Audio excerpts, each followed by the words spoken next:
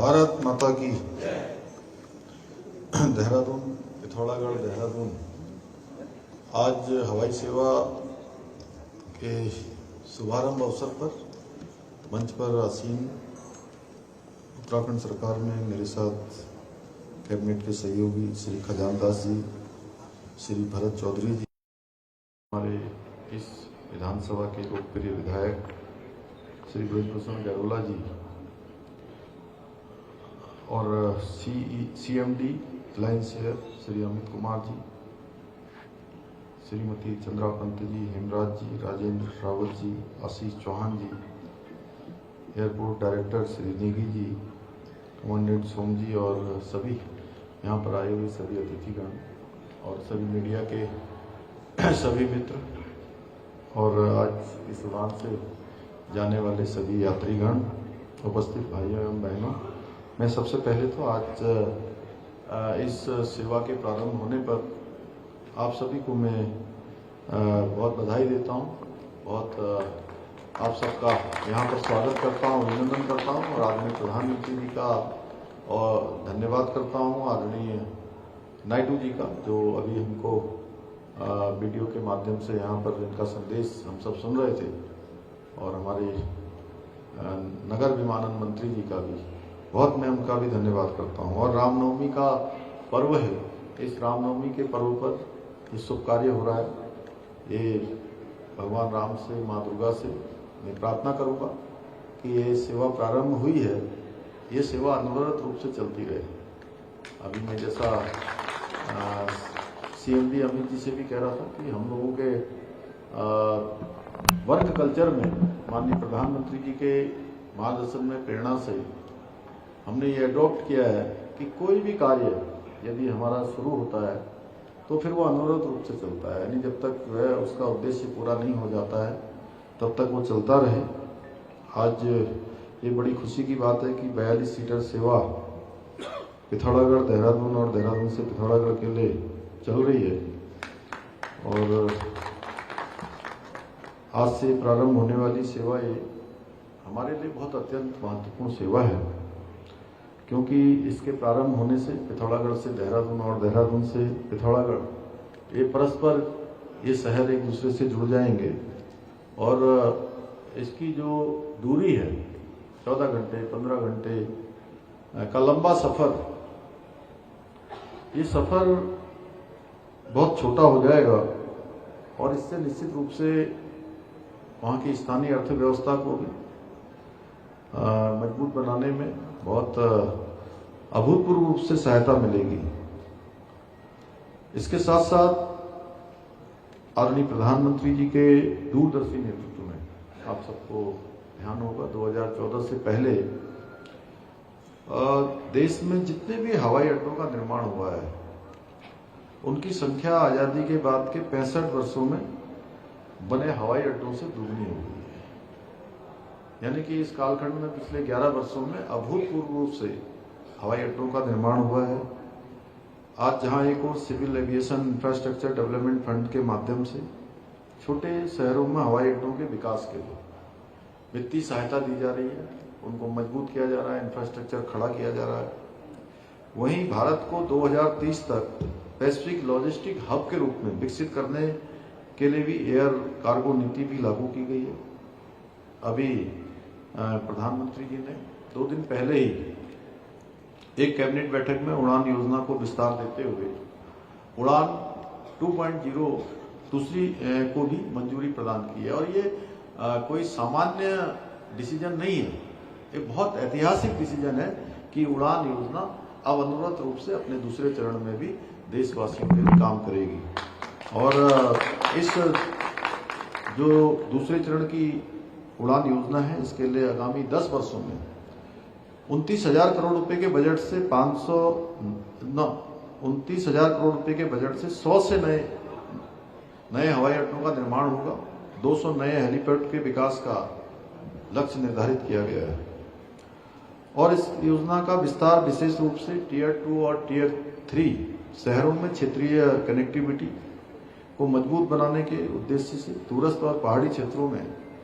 सस्ती एवं सुगम हवाई सेवा सुनिश्चित होगी। मुझे पूरा विश्वास है कि ये पहल न केवल विमानन क्षेत्र को एक नई ऊंचाइयां प्रदान करेगी, बल्कि हमारे जैसे जो पर्वतीय राज्य उत्तराखंड जैसे उन सभी राज्यों के समग्र विकास में भी एक मील का पत्थर साबित होगी। भाइयों बहनों, उत्तराखंड जैसे पर्वतीय राज्य के लिए हवाई सेवाएं मात्र एक परिवहन का साधन नहीं है, बल्कि एक लाइफ लाइन भी है, जीवन रेखा भी है। चाहे वो हमारे सीमांत क्षेत्रों में कठिन भौगोलिक परिस्थितियों वाले स्थानों पर आवश्यक सामग्री पहुंचानी हो, गंभीर रोगियों को त्वरित रूप से उपचार पहुंचाना हो, उपचार के लिए उनको लिफ्ट करना हो, तो ऐसे समय में उनको अस्पताल लाना हो या प्राकृतिक आपदा की घड़ी के समय में बचाव के काम करने हो, प्रत्येक स्थिति में ये हवाई सेवाएं जीवनदायिनी सिद्ध हो रही हैं।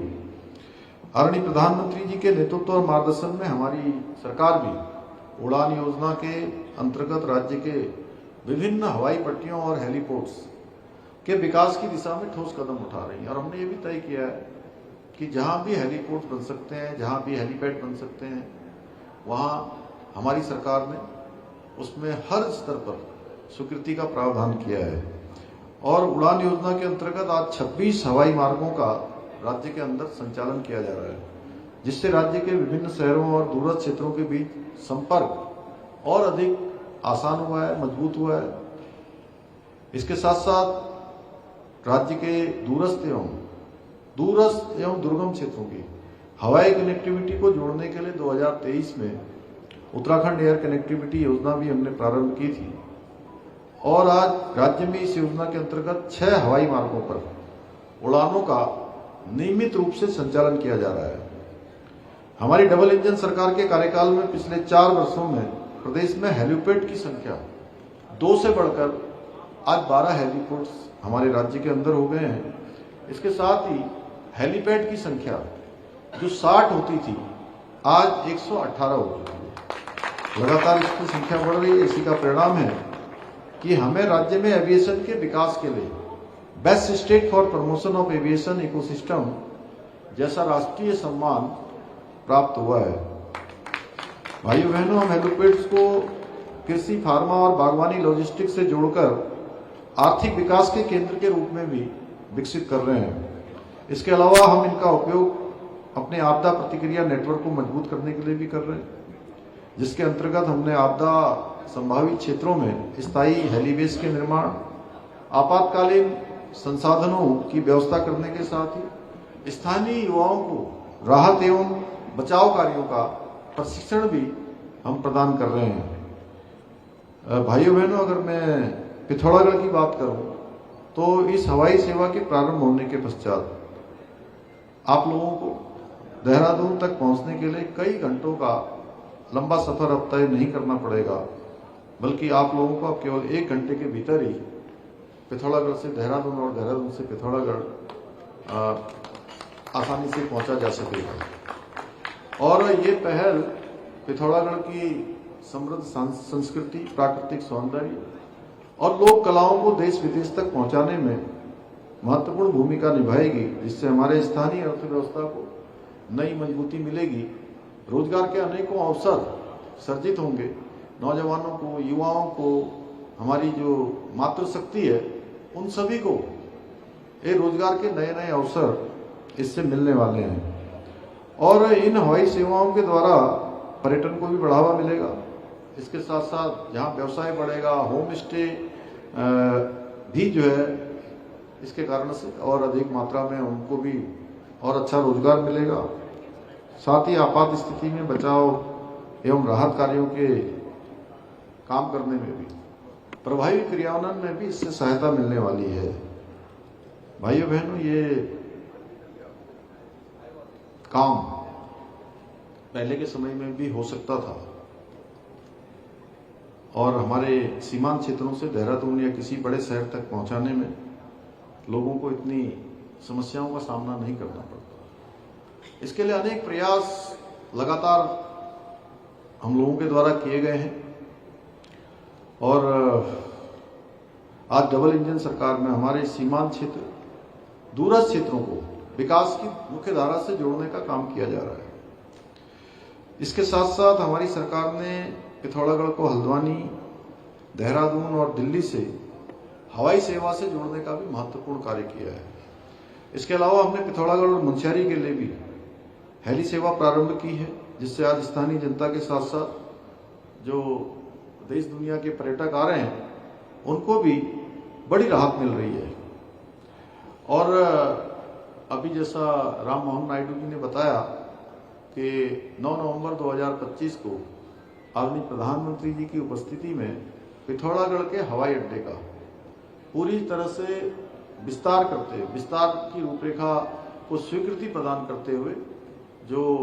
भारत सरकार का एविएशन मंत्रालय है उसके साथ हमने समझौता करके उनको उसके विस्तार के लिए विकास की एक एमओयू हमने साइन उनके साथ किया है और आने वाले समय में 450 करोड़ रुपए की धनराशि से ये विकास का काम वहां पर संपन्न होगा। भाइयों बहनों, हमारी सरकार राज्य में हवाई संपर्क को और अधिक सशक्त बनाने के लिए,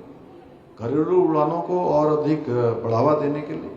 इसके साथ साथ उत्तराखंड को वैश्विक स्तर पर एक